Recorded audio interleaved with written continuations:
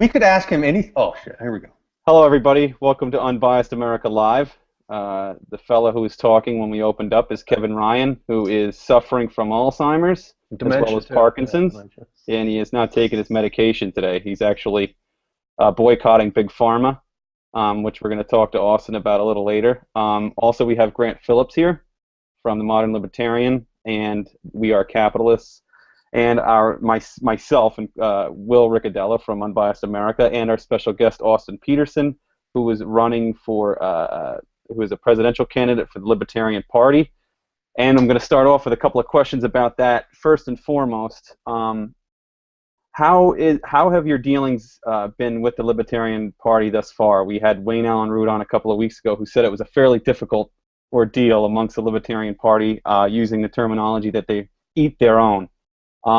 Have you encountered any of this sort of resistance? Yeah, of course, absolutely. Even though I worked for the party for a year and I've been embedded in the libertarian movement for 9 years, and I've done nothing but work on behalf of libertarians behind the scenes to help libertarians.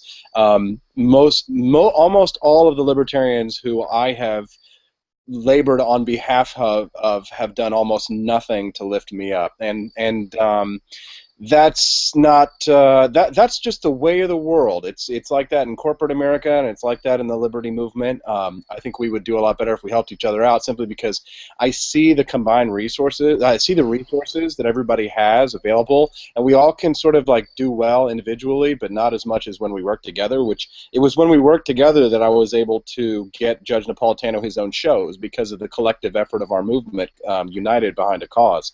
But it's very difficult, of course, to get people to unite behind a cause when that cause is someone that's not them. And so, very few people are selfless. So you think it's a personal thing, like they're jealous to an extent? So perhaps that jealousy is absolutely a part of it, but it's also simply a lack of interest, or maybe a lack of motivation. I mean, if you're Peter Schiff, you've got a ton of money. Why do you need to go and help anybody else out? Right. There's no incentive, right? True. So it's deliberate, and it's also sort of like a sin of omission, perhaps. But I mean, I expected that. You know what? Nobody's ever given me anything. I've had to earn every single damn dime and every single honor and accolade and gold star and everything on my resume. So I expect to have to do the same thing here, because it's just, if maybe if the circumstances were different, some people get things handed to them, and I've just, I've never been one of those guys. So, just one more question on this topic, and then we'll move on. But I mean, we notice things, Kevin, Grant, me, Matt, that a lot of libertarians tend to focus on the minutia of policy and ideology. That if you don't agree with the NAP, or if you're not all in for ending the Fed, or or you come up with certain more like Friedmanite policies, that a lot of these people are going to bash you or try to tear you down. Do you see that happening within the Libertarian Party? Or is it the opposite? Libertarian doesn't have a problem really so much with the ideas. They have a problem with marketing. And the people who are best at marketing the ideas, they tend to despise. That comes from, I believe there's a bit of a hipster, sort of a hipster. Yeah, I was going to say that. Right, because if it gets cool, then they won't be able to. If it's mainstream, it's no longer libertarian, right? Right. And I mean, the people who tend to be antisocial tend to be drawn to ideas of extreme individualism, and misanthropes, and people who tend to not care like about Kevin. Yeah. He's very misanthropic. Again, I hate to always talk about like what's wrong with libertarianism, but if we're going to talk about what's wrong with libertarianism, it's marketing. I was having a discussion with someone today who was saying, you're going to try. He was talking about the non-aggression principle versus the. He was talking about the non-aggression principle versus selling in the war, being against the war on drugs, or ending Social Security. And he's like, we should focus on the non-aggression principle and not talking about ending war on drugs or Social Security. And I go, I mean, I hate to be a jerk. I really don't like being a jerk, to be quite honest. But when I'm prodded, I do. I'm like a porcupine. I got the spikes. And so I had to explain to him that you're talking to someone who is literally an expert in marketing, PR, communications, media. That is my freaking job. Okay? I mean, it's like walking into a chocolatier and telling him how to make his chocolate. I can sell ice to an Eskimo. Okay, so I know how to sell these ideas, and I think that libertarians should look at the people who are doing the best. You know, Julie Borowski, Jeffrey Tucker, Austin Petersen, Tom Woods.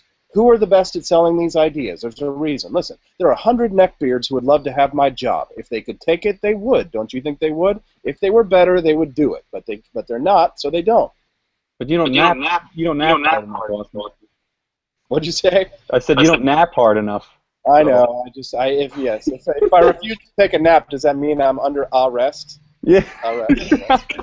No, yeah. So if you want to have another conversation about the nap, man, it's going to be another. Yeah, nap. Do you even nap? So who helped you so far? Who's been helpful in your campaign and networking and so on and so forth? Yeah, I've been bankrolled and assisted by Dark Money, Evil, Koch brother, type. This isn't looking good. No, it's there's a small group of individuals, of people who really care about what I'm doing, who believe in me, who know me personally, who have been sending me $100 here, $100 there, buying little wristbands, $5 here, $5 there, let me sleep on their couch to go to events and things like that. I'm the underdog in this race. I've got to beat an incumbent. Gary Johnson is the incumbent. He's the Jeb Bush of libertarian politics, and I've got to knock off a popular two-term governor, Republican governor from New Mexico. So it puts me at a distinct disadvantage, and so it's only going to be people who truly know me and care about me that are going to advance me. There's already a constituency of people who want to make sure that I don't succeed. So I have to, work hard to beat. It's an almost insurmountable challenge. But you know what? I love those kinds of challenges. Absolutely. How big is your campaign now to date? What do you mean by big? How many employees? What are you working with? Well, I've got about 6 people that are on the staff, right, and about 25 volunteers. It's pretty good.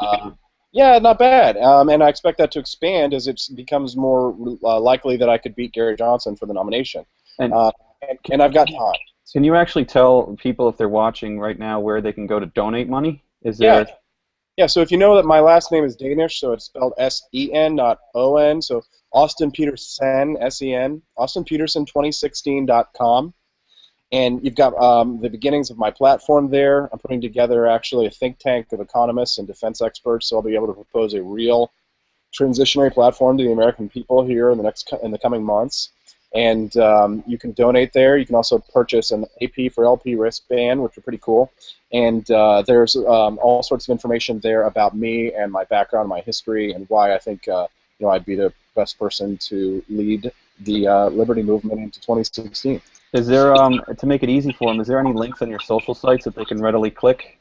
Yeah, if you go to Facebook/Producer Petersen, or if you type in Austin Petersen in Google, Austin Petersen for President, you'll find it there, and it's all over the place. So. Okay, cool. So I'm going to ask one policy question here, and talk about what you want to do and the differences between you and Gary Johnson, and then I'm going to open it up to the other guys so we can all fire away at you here. Number one, how has Gary Johnson treated you thus far? And number two, what do you see as the biggest differences between you guys within the Libertarian Party? Why should libertarians choose you as opposed to Gary Johnson?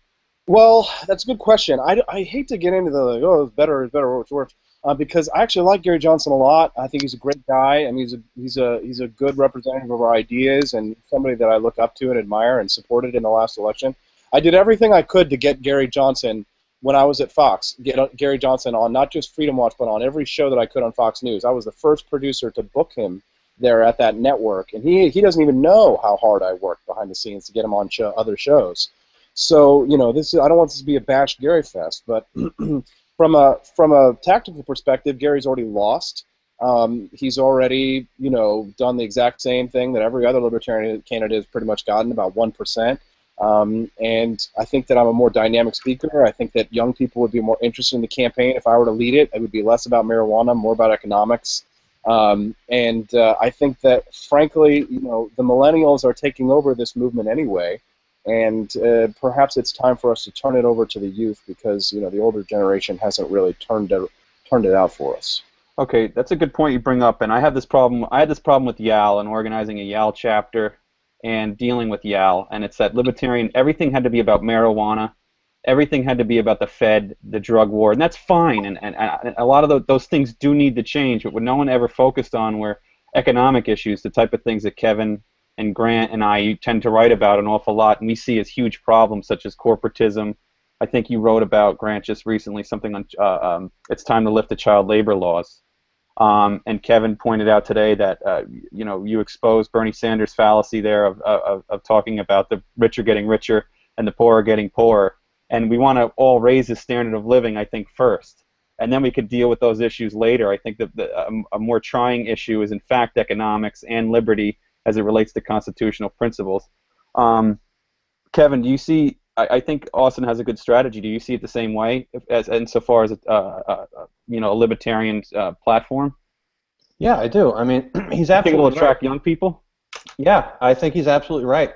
You know, I know a lot of young people did like Gary Johnson and Ron Paul for the reasons that they were libertarian, but there really hasn't been a young person representing the movement, and that's something I've always thought about, is the fact that you've got all these libertarians are generally very young, and you've got all these young people, and they've constantly been supporting older names.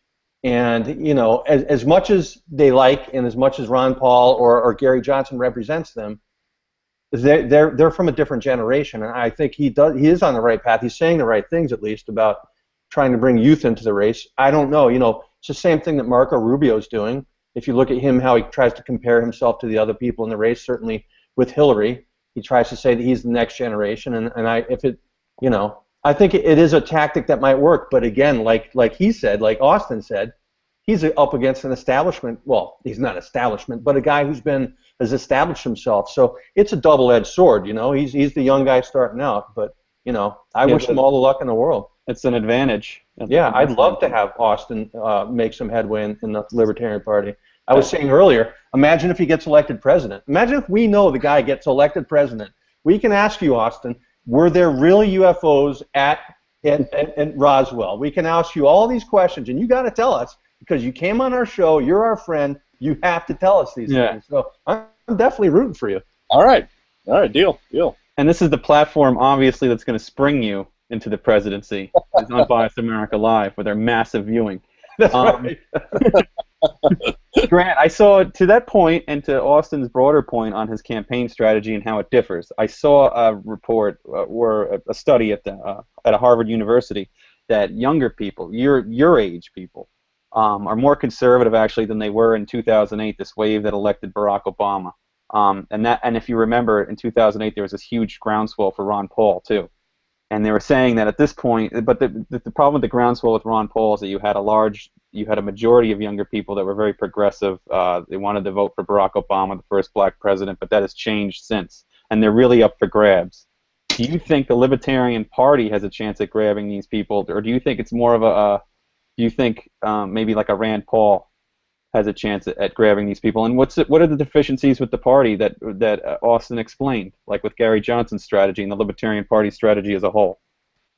Well, I think that it will definitely spark an important section of the libertarian movement, because there is, like Kevin said, there is no young figurehead in that. But I don't think that they're quite ready for a third party, so to speak. But I think that a young person with a bright mind like Austin leading it into a younger movement and a more expansive movement is excellent for the future. And he's definitely doing a good job about it. All right. Well, why don't you ask? I know you have some questions for Austin. Why don't you start, and then we'll go with Kevin. Yeah. All right. So, Austin, I wanted to ask you, one thing I've always thought about is how do you get to libertarianism, because I don't think you could just sort of flick the switch. It would create. I personally think it would create a massive deadweight loss and create a lot of other issues. So it's got to be. Clarify, get to libertarianism when he's like a libertarian platform. How to enact when he's president? Libertarian platform, like as a positive policy, so to speak, not a normative policy. Okay. The welfare state, for example, is currently an extremely bloated part of the economy. I think if you were to just slash benefits from 100% to 0%, a lot of people would suffer very badly for a very long period of time. I think it has to be slowly broached. Do you agree with that? If so, why not? Yeah, well, let's remember, of course, that the president isn't a dictator.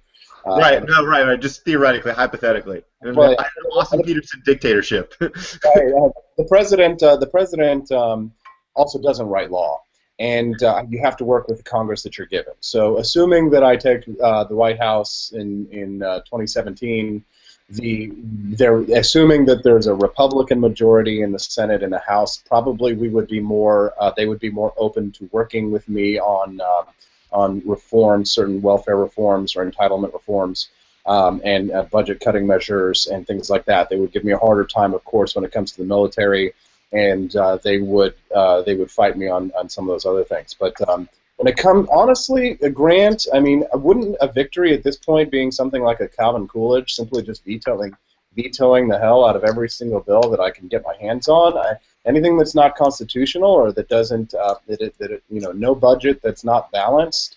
Speaking of naps, you're speaking of nap, you could take a lot of naps. Yeah, exactly. That would be helpful. Exactly. It's not so much what I want to do as president; it's so much as what I want to not do as president. And, I like to make the tagline, the joke, that I'm going to take over the government and leave everyone alone.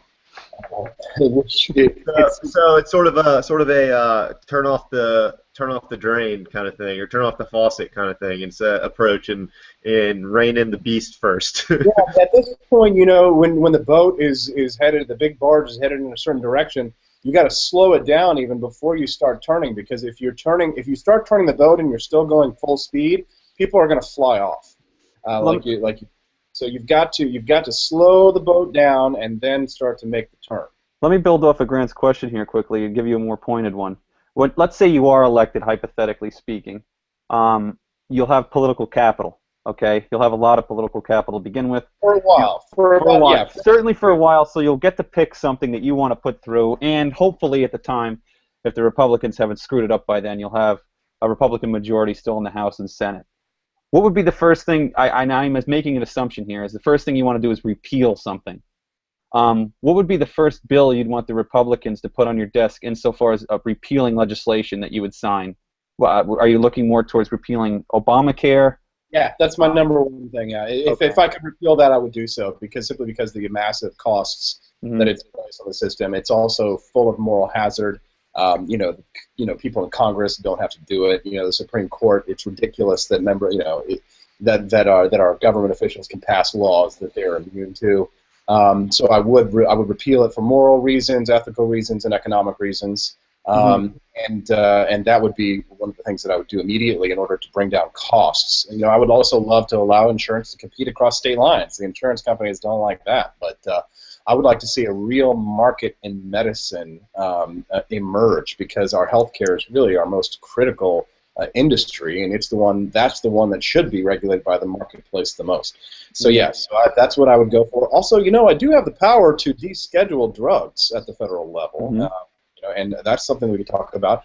I'd like to see Judge Knapp take the role of Attorney General, be my pit bull until a Supreme Court nomination opens up. And so I think that that he could do a lot of work, a lot of good by reining in the police state and pulling back on the sort of heavy-handed federal enforcement that we have in the war on drugs.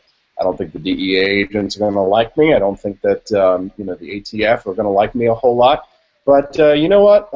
If they pull a JFK on me, I regret that I had but one life to live for my country, fellas. I only think that they care about getting paid. They'll take orders anyway. I just think yeah, well, there's going to... Yeah, the people are like... Get some paychecks. Yeah.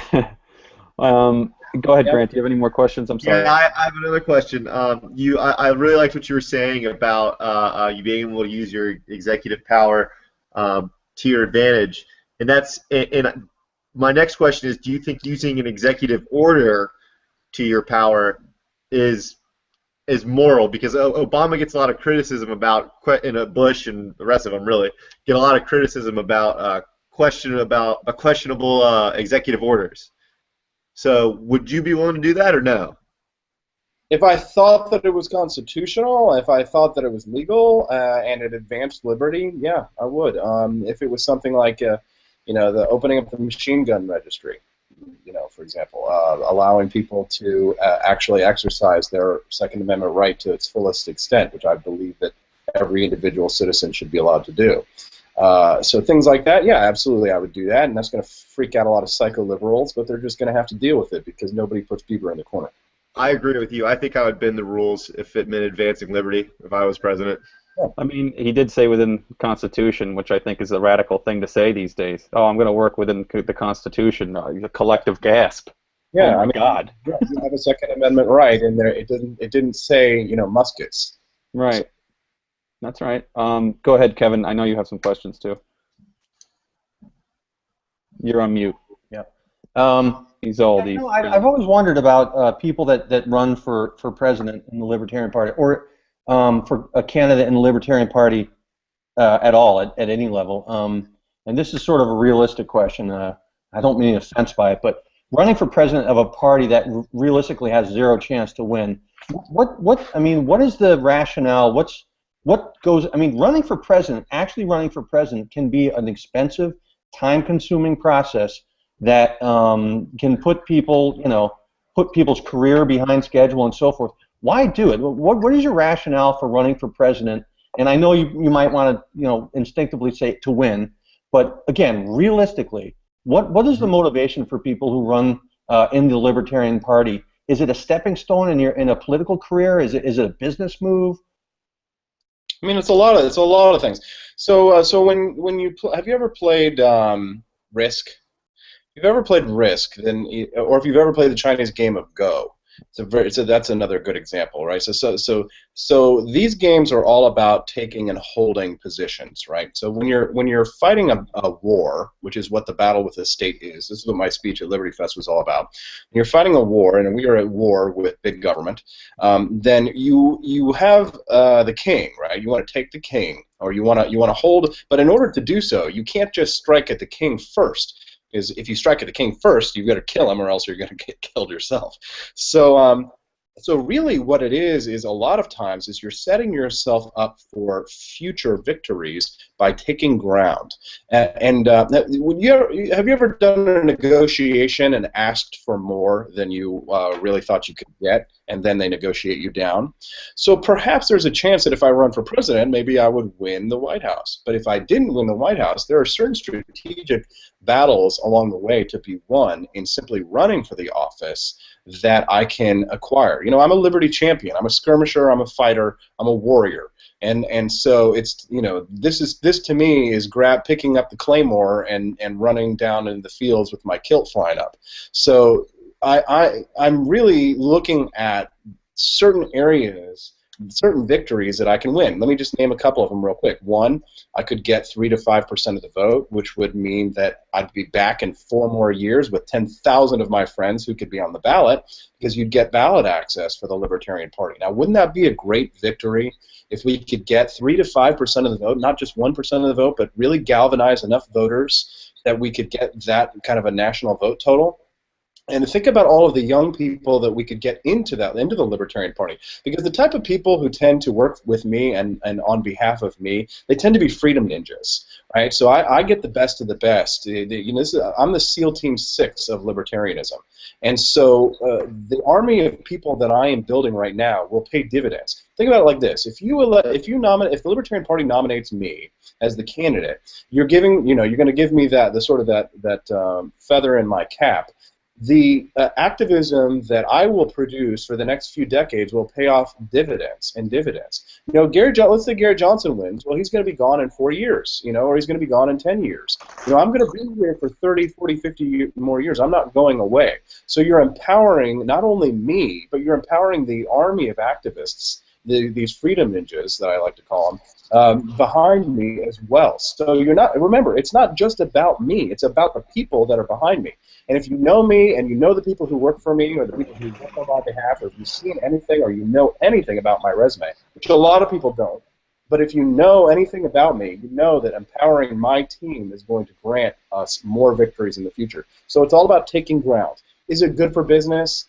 Probably not really, because it's actually putting my business on the sidelines while I'm trying to go capture, what they say, tilting at windmills. I am Don Quixote. But is it helping my brand? Yeah, maybe. But it also gets me a lot of hate and a lot of enemies. And Gary Johnson's kind of mad at me. And Rand Paul supporters, think, like, what the hell are you doing, Austin? And a lot of my old friends are like, what the hell are you doing? And certainly a lot of people are questioning me. So it's not all roses and champagne. So yeah, I'm hoping that there's going to be some benefit on the end of this, but I expect to struggle, and I expect to come out of this with a lot more scars than I had when I went into it. So do I hope that there's going to be benefit? Yeah, but really what I'm doing is what I've always done, not lifting up not only my own voice, but the voices of the people who are behind me. I know it's interesting you bring that up. I want to ask about that. Who we get feedback from, Will? Not me. I don't know. Anyways, I want to ask a question about Rand Paul, because I know you were a big Rand Paul supporter. Have you essentially cut off your promotion activities for Rand Paul or for the GOP, or any way curtailed what you had been doing up until you made the decision to run? Legally, I have to tell you, yes. So that's it. You do legally have to. You can't talk. I can't say, oh yes, I'm supporting Rand Paul in some way. And in my career as a private citizen, I have nothing but respect and admiration for Rand Paul. If he won, would I think that it would be good for America? Absolutely. But I worked for his father, on behalf of his father, in both of his campaigns recently, in 2008 and 2012. And I saw the stabbing in the back that occurs by the Republicans when a Libertarian gets close to the nomination. And I never promise. I mean, I'm not a pledge. I'm not a pledge guy. Like I'm a real libertarian. Okay, I do what I think is right, on the day-to-day. And to me, we should be supporting all libertarians, all lovers of liberty. Jim Webb's a pretty good Democrat. One of my favorite president was Grover Cleveland, a Democrat. So, when people start flipping party labels in my face, I want to start doing some karate chopping, because I don't give a damn. I care about ideas and the people who are championing our ideas. And so I'm not going to talk crap on Rand Paul. I think that they could probably run their campaign better, but all things, being told, they've got a lot against them too. And so it's not that I can't promote Rand Paul anymore, because that would get me in trouble. But what I can say is that he's a good man, and I hope he does well. And if he doesn't win, then I will be there to carry the torch for a short time until the November elections, and I'll do my damnedest to make sure that liberty looks good. Yeah, I remember I voted for Grover Cleveland, actually. Did you actually think to yourself, did you make the decision like a Rand Paul made, should I try to infiltrate the GOP? Should I run at a GOP level? And how did you make that decision to actually go for the Libertarian Party as opposed to what Rand has done and tried to infiltrate the GOP? So that is a very good question. It's something that I think about quite a lot. So functionally as a Republican, I probably don't have. There's really not a space for somebody like me. I don't fit into any typical Republican mold. I don't really actually fit into any typical Libertarian mold much either, considering that nowadays you have to be an anarchist or you're not a Libertarian, and so us minarchists are now on an island. So I think that I actually do better a lot of times as an outsider. I do better because I have mainstream appeal, but I'm a little edgy. I think I do better by taking these edgy positions and advancing them, and being a little bit more of that BAMF, you know what I mean, when it comes to that, a little bit more rebellious, especially when I'm still young and sexy, so I should probably play that role. But the thing is that somebody's got to do it, and I saw Gary Johnson, there was an interview right before the week before, I think this is probably the thing that made me slam my head on the desk and say, damn it, it's time to run, was that Gary said that he saw no benefit to getting into the race right now. And I thought to myself, there is a lot of benefit if you're trying to do something good for the movement, if you want to build an army. Now is our seed time. Thomas Paine, before the revolution, they said, Thomas, is it really time to have a revolution? Is this the time? And he says, yes, now is the seed time. Now is the time when we must plant our seeds, when there are plenty, when and the fields are ripe and ready.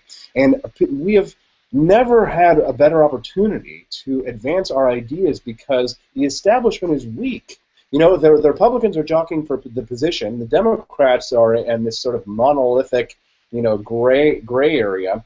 And libertarianism is out in the wilderness. You know, it's like the Israelites, you know, 40 years of darkness, and we're all just sort of like out in the wilderness. And Gary Johnson is just kind of like, meh. You know, running for president of the Libertarian Party, you need to be the liberty champion. You know, you need to be out there defending our ideas and fighting and causing trouble. You know, and I'm a troublemaker for the establishment, and I always have been. So yeah, I think that I was frustrated, and I think that, you know, one of the reasons why I did it is because I think I can win. I think that I actually have a chance to overturn the crown and to take it and to win. You know, not a good chance, but, you know, I think I probably have a lot better chance than some of the other people who are running for the Libertarian Party presidency. So why shouldn't I try if I think I would do a good job? And wouldn't you like to see a young, articulate man who can express these ideas in a way that is interesting and exciting to people? You know, this is what I'm good at. This is my strength. This is probably what I should be doing. I haven't had anybody say I shouldn't be doing this. I had one guy, actually, and they all work for the opposing campaigns, tell me I should. But no, I think that this is the right thing to do for us, and it is a bit of a sacrifice. But you know, we're going to see what's going to happen. We've got Orlando is going to be next May. The convention will be in Orlando. I'm acquiring delegates. I'm growing the party. I'm getting more people involved and activated because I think I provide something unique that not a single other presidential candidate, not even Rand Paul, provides, that, except for possibly Donald Trump, that the American people really like. You know, there's a reason why Donald Trump is leading in the polls. It's because he's a badass, and that's what the American people want. They want a president. They want commander-in-chief of badassery, and you know, they don't want somebody who's apologizing and kowtowing and kissing butt and saying all these nice little sweet flowery words and blah blah blah. You know, they want an ass kicker. You know, they got to. Who do you think of all the Libertarian Party? Who would you trust to go up against Vladimir Putin? You know, Grant Phillips.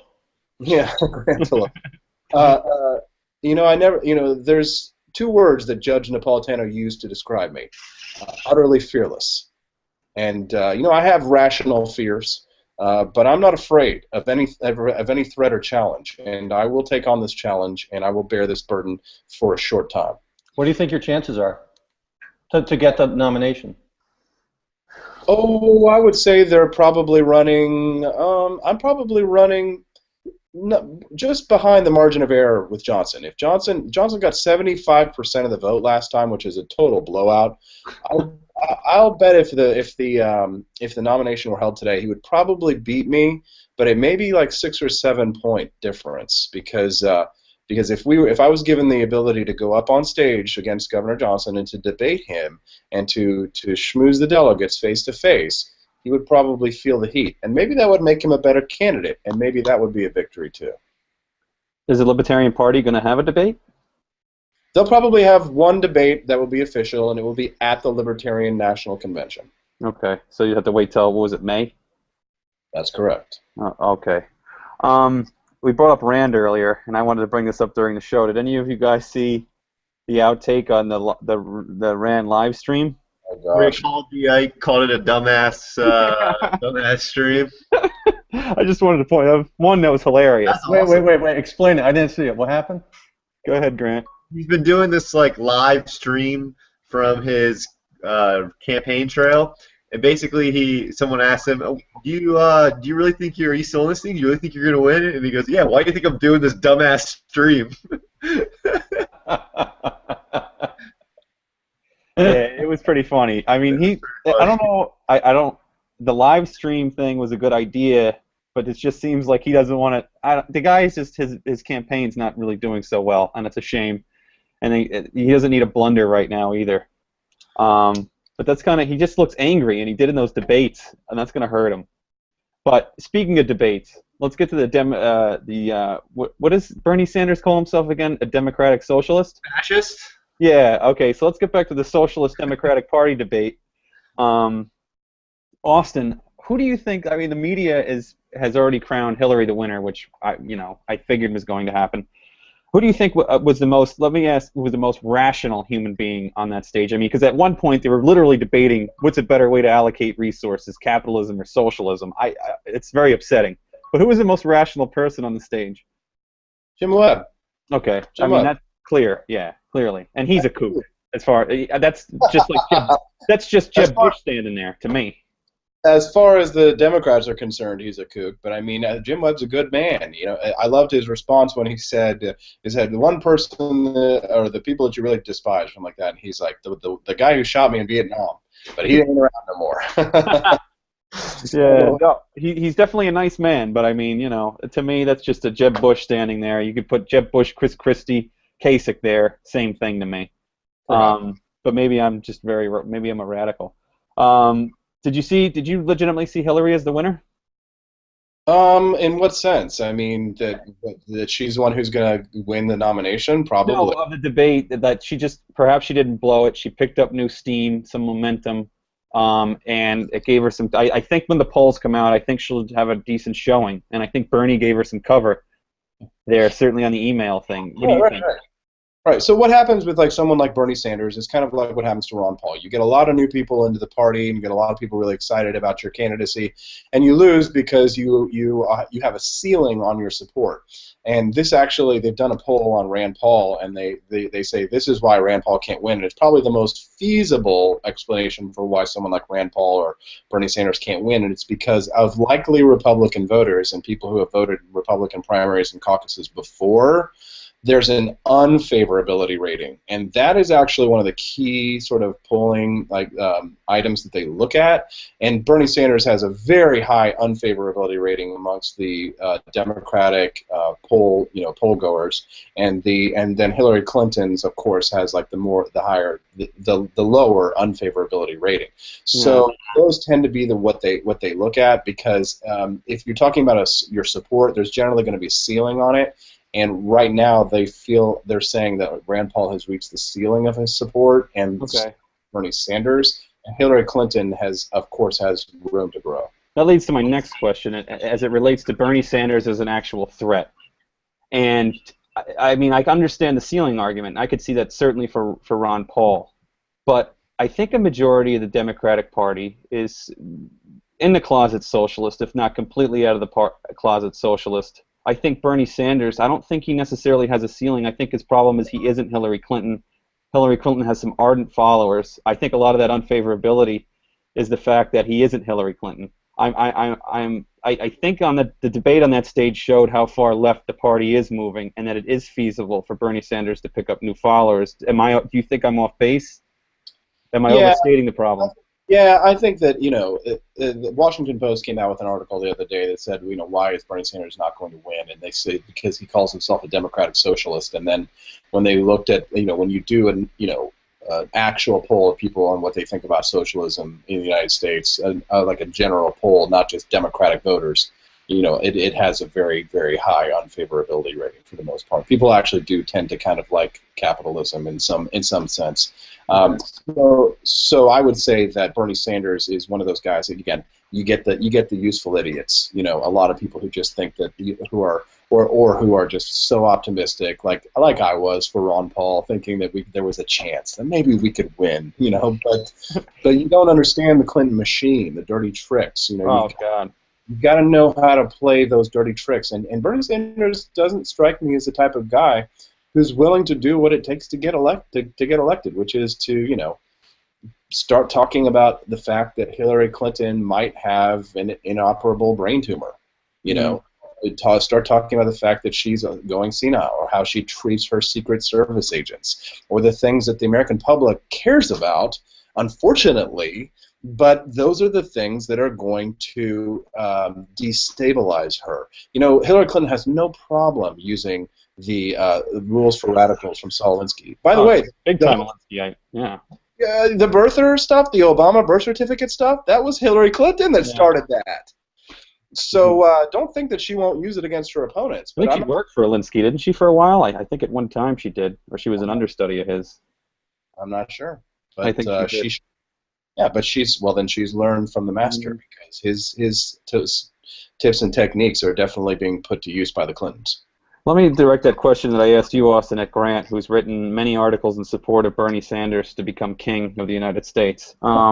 Grant, do you think, I think, and maybe I'm just too steeped in academia, because, I mean, these people are extremely far left. I'm talking beyond socialism in as much as they want expropriation. They want to take back the property of the workers. I wish I was kidding. I'm not.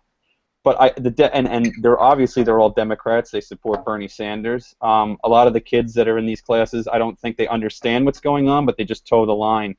And I think a lot of older Democrats and people within the Democrat Party are, in fact, to a degree, socialist. I mean, what are they doing? It's about redistributing wealth, is it not? It's about taking from one person and giving it to another. I don't know where the government ever got legitimate authority to do that. But do you think there is a cap on Bernie's support? I don't think there is. I wish to God that there was, but I think Hillary Clinton is crumbling, and she's going to continue to crumble. And as we move closer to the primary election, it's going to get worse. And Bernie Sanders' support will grow because the idea that he's selling is anti-establishment, but it's in a way that is more easily marketable than Ron Paul's version of anti-establishment, especially to young kids who are easily moldable and have been in these collegiate academic institutions. Why do you think it's more marketable than Ron Paul? That's an interesting point. What is it? I think it's more marketable because it's a bailout for millennials. He's literally offering them a bailout. He's saying, I'll pay for your college debt, I'll pay for all your child care, and the list goes on, healthcare, the list goes on and on and on. And all of these things are very easily misrepresented in statistics, so it's very easy to sell. And it lends itself to power, so lots of people are more willing to help, so to speak, to help send the message and to market the message. Whereas Ron Paul was really saying, I kind of just want to, like Austin said, I want to leave you alone. And that's not what the populist masses want to hear right now, I think, in terms of the greater general election. So it's demagogic at its core. Exactly. It's what got Obama elected. It's exactly the same thing. Right. Only now there's a million more people who are, so a million more people who can vote. Right. And I think it's going to continue to build and just move further left. And then let me bring this up to Kevin too. You watched the debate, Kevin. Hillary's performance. Some people are talking about O'Malley's as being a good performance, but do you think Hillary really? I mean, do you think she stopped that downward trend and really kind of held her ground against Bernie there, and you'll start to see a little bit a reversal? Or yeah, I think she, I watched the debate not as somebody who, is an economically astute person. I watched it as just trying to pretend I was an American, who's a liberal and so forth. And she did. She came across, she did not come across as somebody who was fumbling, and, she batted away all the attacks at her. I think she, before the debate, I mean, she was still a double-digit leader, 20-point leader over Sanders. I think the debate has sealed, unless something comes out from the email or some other controversy comes out. I think it sealed her as the nominee, and I think I don't think Bernie Sanders did any sort of help to his own cause when he told people to stop talking about her emails. But I think to bring up Sanders, I think what Sanders is doing is what Austin said earlier, is except in a dangerous direction. He's staking territory. What he's doing, and I don't think he ever thought he would make it this far. I don't think he thought he would do this well, but I don't think he cared. Just like what Austin said, he's staking territory, not for himself or his future, because he's 74 years old, but for the future of socialism. I think he's making a case that it's okay to support a socialist, and that if you listen to a socialist, that you'll find out he's not scary. He's not the Soviet Union. This is a guy who just wants to help us. This is a guy who I could support him, or I could later on support a socialist for the president of the United States, someone like Elizabeth Warren. And I think he's laying the groundwork for the future of a socialist party, or at least socialist infiltration. And, well, they're already there in the Democratic Party, but he's pushing this so far to the left that I think that's his tactic, and that at least is what he has in mind. I don't think he ever thought he was going to win, but he's definitely taking territory, like Austin said. And Austin, and I'm going to get you guys in on this too, but in the debate, which is scary here. You have Hillary Clinton trying to position herself a little bit to the right of Bernie Sanders as it relates to some obviously corporatist, which they call capitalist aspects, and to the left of Barack Obama. I mean, we have a party moving even further left of Barack Obama. These are the voters they're trying to get. I think that's somewhat dangerous. I mean, we have actually at this point a debate about two sorts of ways to allocate resources, socialism and capitalism, and the major failure of the Republican Party is the inability to speak eloquently and with some sort of erudition about capitalism. So my question, Austin, is what are you going to do? I mean, even to make a moral case, it seems to be a moral argument at this point. What is more moral? Is it socialism? We know, empirically speaking, capitalism is the most efficient way to allocate scarce resources with alternative uses. That is not even debatable. But they seem to claim the moral high ground in socialism, that, oh, these people are poor, and the government has to do something about it, and the government has to take. And I don't think anyone on the Republican side speaks eloquently about the empirical side of capitalism, nor the more important aspect, the moral side of capitalism. Is there anything that you think you can do to maybe push the debate a little bit to the moral side of capitalism as a better way to increase the standard of living for all people? Right. So just recently, The Economist published some research that showed that for the first time in human history, we're preparing to have less than 10% of the people in the world living in poverty. And when you talk about when you talk about all of human history, capitalism, in a sense, is a relatively new invention. It's really only been around for about 200 to 300 years, because the systems that we had before, were feudalism, mercantilism, and other areas of state control. If you look at China, for example, the economic growth in China has saved, I think it's somewhat almost 1 billion lives, because of the economic growth that has occurred from the liberalization in China. And we have to remember that capitalism is liberalization. And what are we libertarians? Classical liberals. This is one of my favorite jokes. That this girl one time I met, she was introduced to me, and she's like, "Oh yeah, Austin's in politics," and she goes, "Oh really?" She goes, "Oh well, I'm a liberal," and I go, "Yeah, me too, babe." Classical. And she's like, "Ooh, what's that? Classical liberal? That sounds sexy." And I was kind of like, let me introduce you to classical liberalism.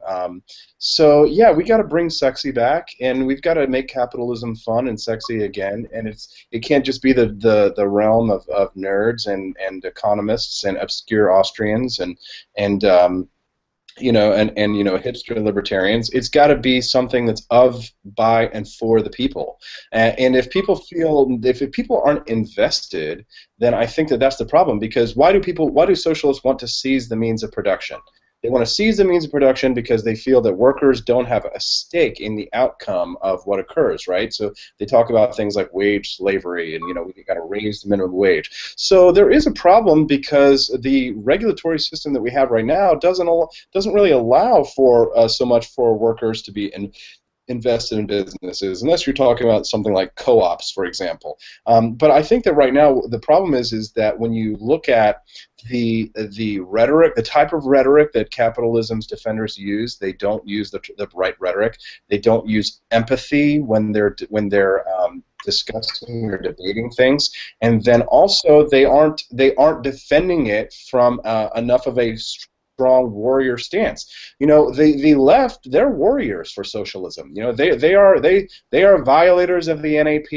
They'll take their Mosin Nagant rifle, put the bayonet on, and stab a kulak any day of the week. They're willing to murder to redistribute wealth and to expropriate, as you said, Will. And we as capitalists, of course, if we're moral, we know we can't go as far as them. We believe that our system has to lift everyone up voluntarily, as we like to say. And so we have to be warriors, like the left are warriors for their philosophy. We have to be smooth and sexy and beautiful. That's marketing, that's PR, that's communications, and we have to have empathy. And those are the areas where I think libertarians are weak, because most of them, I think, if you do adhere to the non-aggression principle, then you're a pacifist, and really you should just go and join the Amish communities and stop wasting the rest of the philosopher warriors' time. And you need to empathize. You know, if you're in your mother's basement, you know, and you're eating Hot Pockets all day, then maybe it's time to come out and to give people a phone call and to volunteer. You know, get involved in a local charity so that people think that, you know, you have empathy.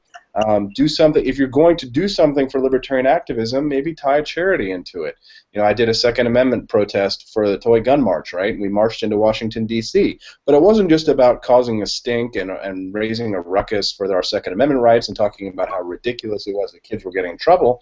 We also raised over $1,000 for Toys for Tots and got a whole van full of toys for kids to donate on top of that as well.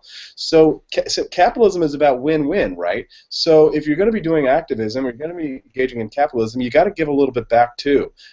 And so I think that when we're weak, we have to appear strong. When we're strong, we have to appear weak.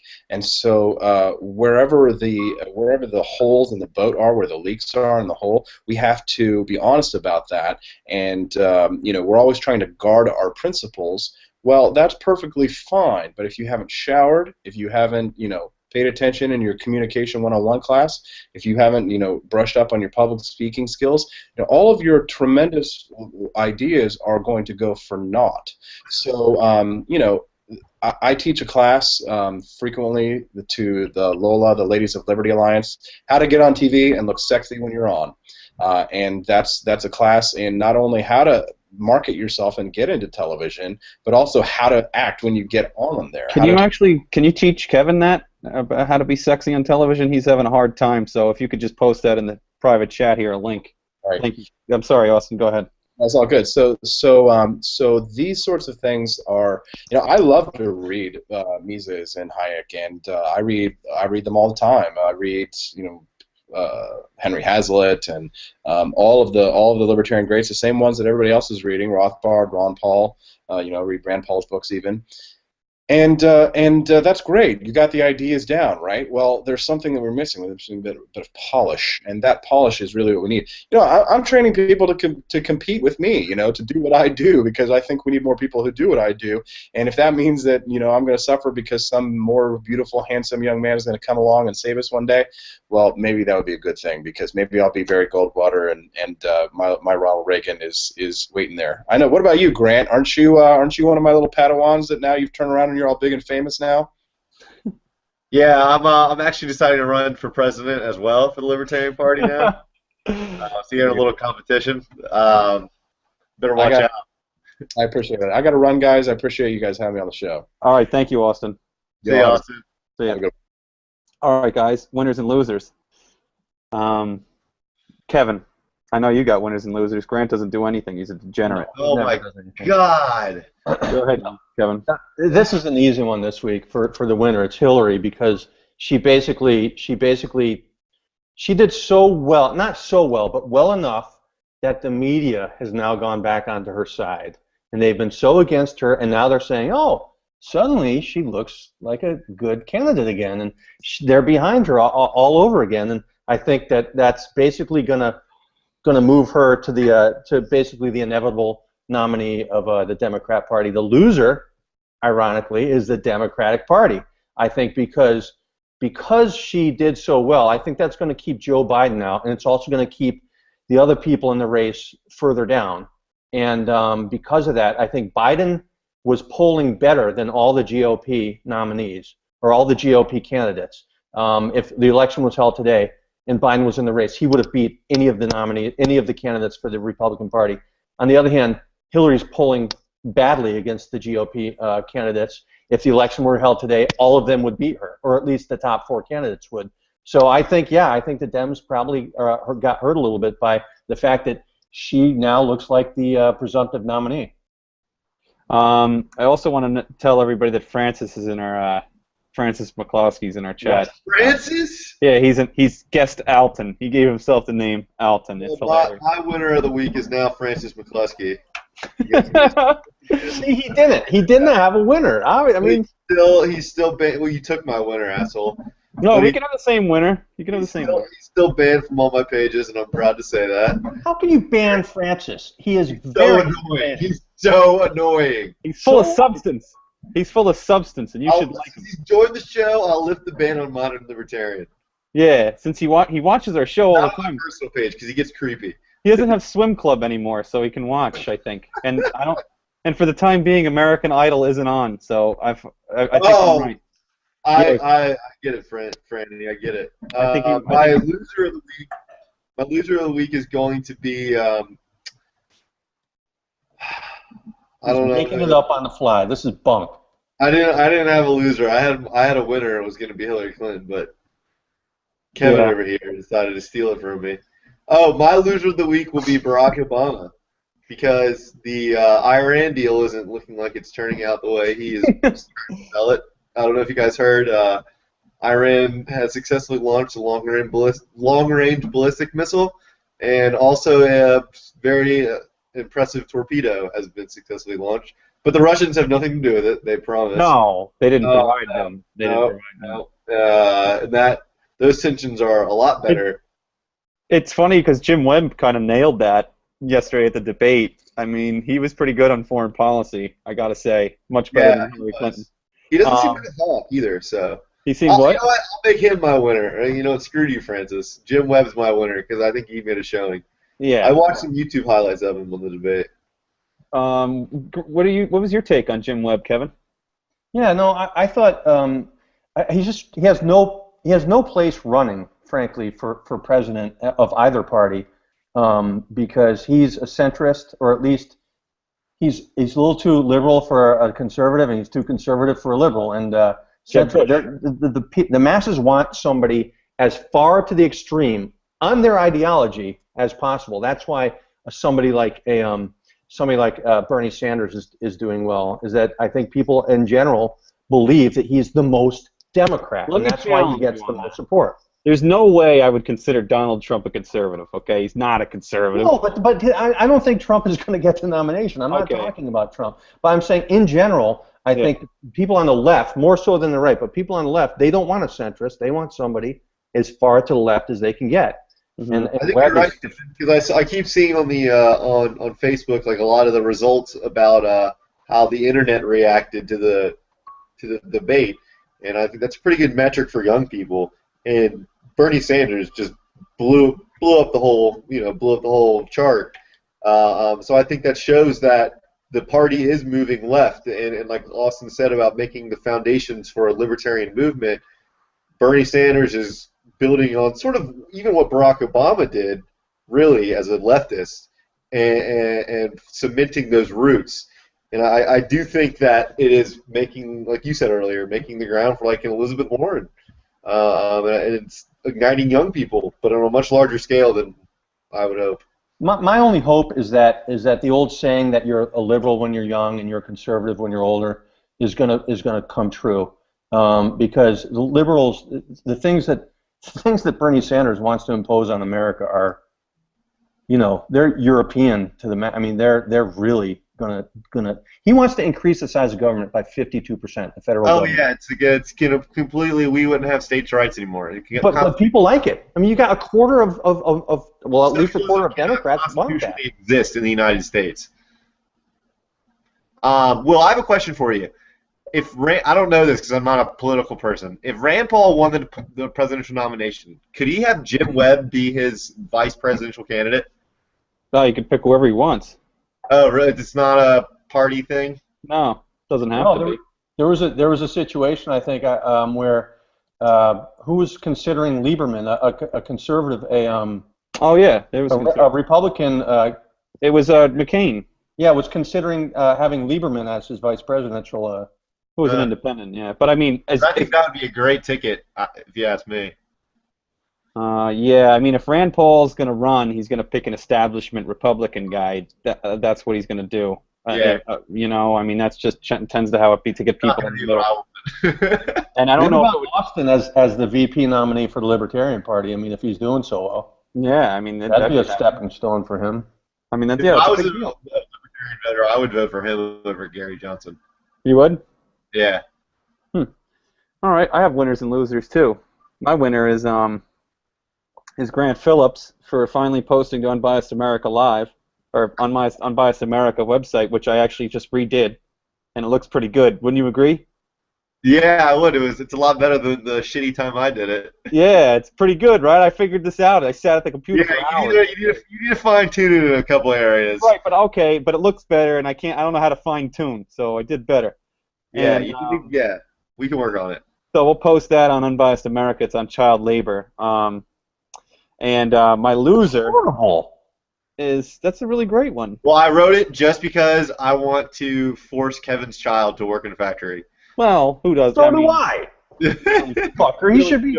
Excuse my language, but he should have a job already. 7 years old, he hasn't made a cent. Yeah, he should be contributing. How do you think that fire costs no money to light in those candles? Corinthian columns weren't free, buddy. God forbid one of those French doors open and you lose a little bit of heat. That's another $1,000. Okay.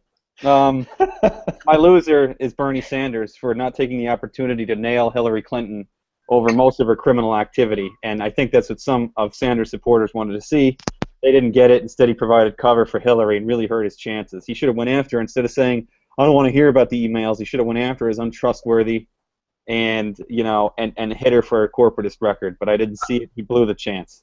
I think he did it because he saw what attacking the Republican Party did to Ron Paul and is doing to Rand Paul.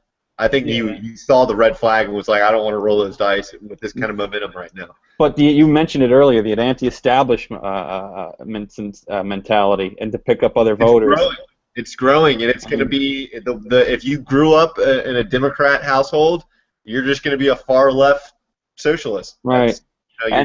The generational politics just moves one step further to the extreme. There are libertarians that are supporting Bernie Sanders because they feel and like Donald Trump too. They feel like he's anti-establishment, and that to them is more important than a lot of his positions. He's pro-Federal Reserve, so I don't know why any libertarian would support him. Neither do I. Yeah, I agree. Among other things, obviously, but that being the big one. Okay. I guess we got everything pretty much out of the way. Thanks for Austin coming on. Again, Grant Phillips from the Modern Libertarian and We Are Capitalists. Kevin Ryan, Unbiased America. That was a good post today, Kevin, on Bernie's claim. Thanks. Very good. It was on are the rich getting richer? The rich are getting richer, the poor are getting poorer. We've heard it a million times. It's so untrue. This idea that there's this inequality. If somebody who's making $100,000 a year and the person who's making 10, if their income doubles to 20,000, and the person who's making 100,000 earns another 20,000, who's harmed by that? I think people think that wealth needs to be produced in order to go anywhere, and if you're not creating wealth, nobody's getting wealthier. Yeah, there's a narrative. I just want to. I'm working on a post about this idea that life was so much better in the 50s, and how somehow our quality of living is lower now than it was in the 50s, and how absurd of a statement that is. And yet I hear it all the time. Right. I'm doing one that is, I've been to a lot of places in the world, like countries that have been embedded in socialist regimes, like Brazil and South Africa and Croatia and all over the place, and I've seen firsthand the long-run problems that have been created. So it's going to be like a sort of a perspective with some research on it as well. Yeah, all right. Well, I just want to say, everybody, thanks for showing up. Walter Block will be on next week. We'll have a good discourse with him, I'm sure. So if you want to hear from Block, we'll post links everywhere again. And thanks for tuning in, and we will see you next week, hopefully. And Kevin, when do we plan on getting some leftist pages on here so that they can tell us how wrong we are? The 28th. Yes. The 28th? Manny Schweitz and the admin from I'm hoping the admin from Liberal America. Okay. All right. So what is Schweitz the admin of? His own page, and editor of Forward Progressives. Yes. Yep. That'll be a good show. Yeah, okay. Thanks a lot, everyone, and we will talk to you soon. Bye. every single damn dime and every single honor and accolade and gold star and everything on my resume, so I expect to have to do the same thing here, because it's just, if maybe if the circumstances were different, some people get things handed to them, and I've just, I've never been one of those guys. So, just one more question on this topic, and then we'll move on. But I mean, we notice things, Kevin, Grant, me, Matt, that a lot of libertarians tend to focus on the minutia of policy and ideology. That if you don't agree with the NAP, or if you're not all in for ending the Fed, or or you come up with certain more like Friedmanite policies, that a lot of these people are going to bash you or try to tear you down. Do you see that happening within the Libertarian Party? Or is it the opposite? Libertarian doesn't have a problem really so much with the ideas. They have a problem with marketing. And the people who are best at marketing the ideas, they tend to despise. That comes from, I believe there's a bit of a hipster, sort of a hipster. Yeah, I was going to say that. Right. Because if it gets cool, then they won't be able to. If it's mainstream, it's no longer libertarian, right? Right. And I mean, the people who tend to be antisocial tend to be drawn to ideas of extreme individualism. Borowski, Jeffrey Tucker, Austin Petersen, Tom Woods. Who are the best at selling these ideas? There's a reason. Listen, there are 100 neckbeards who would love to have my job. If they could take it, they would. Don't you think they would? If they were better, they would do it. But they're not, so they don't. But you don't nap hard enough, Austin. What'd you say? I said you don't nap hard enough. I know. If I refuse to take a nap, does that mean I'm under arrest? Yeah. Arrest. No. Yeah. So if you want to have another conversation about the nap, man, it's going to be another. Yeah, nap. Do you even nap?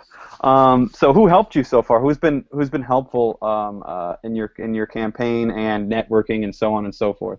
Yeah, I've been bankrolled and assisted by Dark Money, Evil, Koch brother. This isn't looking good. No, it's there's a small group of individuals, of people who really care about what I'm doing, who believe in me, who know me personally, who have been sending me $100 here, $100 there, buying little wristbands, $5 here, $5 there, let me sleep on their couch to go to events and things like that. I'm the underdog in this race. I've got to beat an incumbent. Gary Johnson is the incumbent. He's the Jeb Bush of libertarian politics, and misanthropes and people who tend to not care about Kevin. Yeah. He's very misanthropic. Again, I hate to always talk about like what's wrong with libertarianism, but if we're going to talk about what's wrong with libertarianism, it's marketing. I was having a discussion with someone today who was saying you're going to try. He was talking about the non-aggression principle versus the. He was talking about the non-aggression principle versus like selling in the war, being against the war on drugs or ending Social Security. And he's like, we should focus on the non-aggression principle and not talking about ending war on drugs or Social Security. And I go, I mean, I hate to be a jerk. I really don't like being a jerk, to be quite honest. But when I'm prodded, I do. I'm like a porcupine. I got the spikes. And so I had to explain to him that you're talking to someone who is literally an expert in marketing, PR, communications, media. That is my freaking job. Okay? I mean, it's like walking into a chocolatier and telling him how to make his chocolate. I can sell ice to an Eskimo, okay? So I know how to sell these ideas, and I think that libertarians should look at the people who are doing the best. Julie. We could ask him any. Oh shit! Here we go. Hello, everybody. Welcome to Unbiased America Live. The fellow who was talking when we opened up is Kevin Ryan, who is suffering from Alzheimer's as well as Parkinson's, and he is not taking his medication today. He's actually boycotting Big Pharma, which we're going to talk to Austin about a little later. Also, we have Grant Phillips here from the Modern Libertarian, and We Are Capitalists, and myself and Will Ricciardella from Unbiased America, and our special guest Austin Petersen, who is running for who is a presidential candidate for the Libertarian Party. And I'm going to start off with a couple of questions about that. First and foremost, how have your dealings been with the Libertarian Party thus far? We had Wayne Allen Root on a couple of weeks ago who said it was a fairly difficult ordeal amongst the Libertarian Party, using the terminology that they eat their own. Have you encountered any of this sort of resistance? Yeah, of course, absolutely. Even though I worked for the party for a year and I've been embedded in the libertarian movement for 9 years, and I've done nothing but work on behalf of libertarians behind the scenes to help libertarians. Almost all of the libertarians who I have labored on behalf of have done almost nothing to lift me up, and that's not that's just the way of the world. It's like that in corporate America, and it's like that in the liberty movement. I think we would do a lot better if we helped each other out, simply because I see the combined resources. I see the resources that everybody has available, and we all can sort of like do well individually, but not as much as when we work together. Which it was when we worked together that I was able to get Judge Napolitano his own shows, because of the collective effort of our movement, united behind a cause. But it's very difficult, of course, to get people to unite behind a cause when that cause is someone that's not them. And so, very few people are selfless. So you think it's a personal thing, like they're jealous to an extent? So perhaps that jealousy is absolutely a part of it, but it's also simply a lack of interest, or maybe a lack of motivation. I mean, if you're Peter Schiff, you've got a ton of money. Why do you need to go and help anybody else out? Right. There's no incentive, right? So True. so it's deliberate, and it's also sort of like a sin of omission, perhaps. But I mean, I expected that. You know what? Nobody's ever given me anything. I've had to earn